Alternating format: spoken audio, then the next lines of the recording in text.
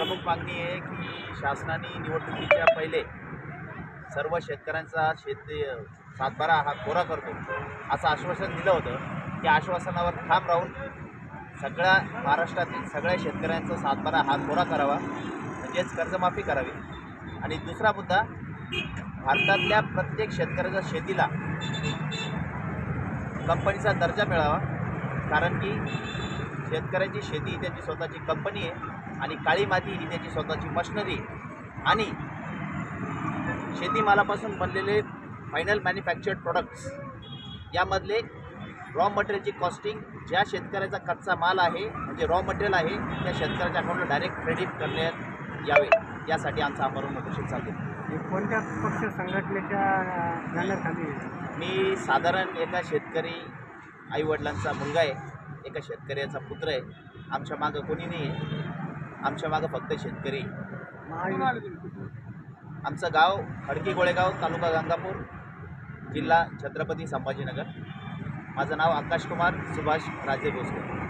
महायुतीच्या नेत्यांनी विधानसभेच्या निवडणुकीपूर्वी आश्वासन दिलं होतं कर्जमाफी करू, परंतु आत्ताच अर्थमंत्री उपमुख्यमंत्री अजित पवारांनी सांगितलं की शेतकऱ्यांचं कर्जमाफी होणार नाही. ही शेतकऱ्यांची फसवणूक आहे असं वाटतंय की तुम्हाला? ही 100% फसवणूक आहे. कारण की शेतकऱ्यांजवळ जर का पैसेच नसले तर ते भरतील कुठून? आणि पैसे आणण्यासाठीच शेतीमालाला कंपनीचा दर्जा मिळाला पाहिजे आणि रॉ मटेरियलची कॉस्टिंग पाहिजे.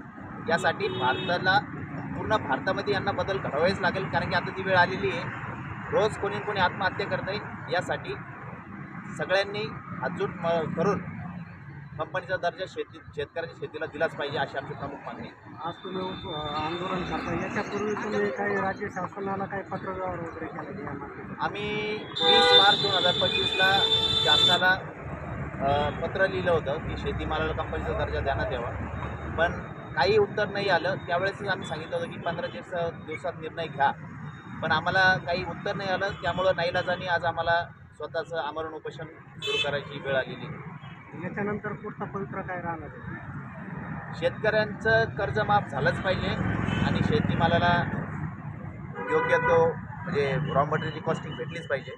जर का कोणीच नाही आलं किंवा याच्यावरती काही तोडगा नाही निघाला तर आमचं एवढंच म्हणणं राहील मायबाप सरकारला की आम्ही जिवंत आहे तोपर्यंत या, नाही तर आमच्या मौतीला भिवू नका. आज तुमच्यासोबत किती शेतकरी उपस्थित?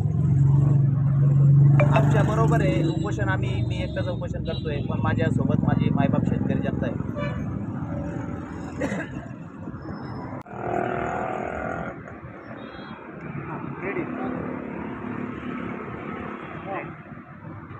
नाव सांगा. मी सुभाष दादाराव राजे भोसले आज माननीय जिल्हाधिकारी कार्यालयासमोर, छत्रपती संभाजीनगर या जिल्हाधिकारी कार्यालयासमोर माझा मुलगा या ठिकाणी आकाश कुमार सुभाष राजे भोसले आमरण उपोषण करत आहे शेतकऱ्यासाठी. खरं तर पाहिलं तर या सरकारने सांगितलं होतं की 100 दिवसामध्ये शेतकऱ्याचा सातबारा कोरा करू, परंतु आताच 21 मार्चच्या अगोदर 28 मार्चला महाराष्ट्र राज्याचे उपमुख्यमंत्री माननीय अजितदादा पवार यांनी सांगितलं की सर्व शेतकऱ्यांना विनंती आहे 31 मार्चपर्यंत आपलं कर्ज भरून टाका आणि 2 वर्षे कर्जमाफी करता येणार नाही असा सज्जड दम त्यांनी शेतकऱ्याला दिला. त्यामुळे माझ्या मुलांनी हा जो पवित्रा घेतला की कर्जमाफी झाली पाहिजे व शेतकऱ्याला कंपनीचा दर्जा मिळाला पाहिजे. माझ्या मुलाचं जर काही बरं वाईट झालं तर हे सरकारच जबाबदार राहील, एवढीच मी आपल्या माध्यमातून या सरकारला विनंती करतो की आपण या माझ्या मुलाची म्हणजे शेतकऱ्याची तळतळ आपल्यापर्यंत पोहोचावी अशी मी सर्व आपल्या पत्रकार बंधूंना विनंती करतो.